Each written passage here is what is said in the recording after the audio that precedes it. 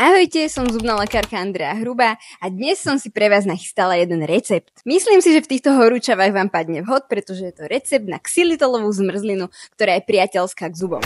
Prečo priateľská? Pretože obsahuje zložky, ktoré pomáhajú bojovať proti zubnému kazu. A najlepšie na celej zmrzline je to, že budete potrebovať iba 3 ingrediencie. Tak poďte spolu so mnou na to a pripravte si letné osvieženie. Ako prvé budeme potrebovať pol hrnčeka bobulového ovocia podľa vlastného výberu, môže byť ovocie čerstvé, ale zároveň môže byť aj rozmrazené.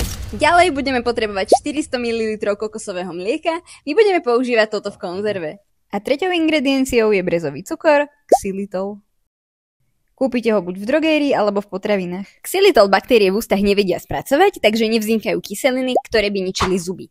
Zároveň obmedzuje množenie baktérií spôsobujúcich zubný kas. Tak poďme na tú našu zmrzlinu. Do misky dáme mix ovocia, výber je úplne na vás aké. Ďalej do misky vyškrabeme kokosové mlieko z konzervy, pekne hustú aj riedku časť. Kokosový olej obsahuje z 50% kyselinu laurovú, ktorá má antibakteriálne účinky proti kazotvornej baktérii Streptococcus mutans. Dokonca dokáže ničiť aj bunkovú stenu. A na záver dám spomínaný brezový cukor, môžete dať 2-3 polievkové lyžice. Ja mám rada sladké, tak som dala 3. Všetko poriadne vymixujeme do hladka styčovým mixérom, ak chcete mať v zmrzline aj kúsky ovocia, tak mixujte menej. Tu som už nevydržala a budúcu zmrzlinu som ochutnala a bola perfektná. Pripravenú zmes dáme mraziť do mrazničky, kým nebude zamrazená.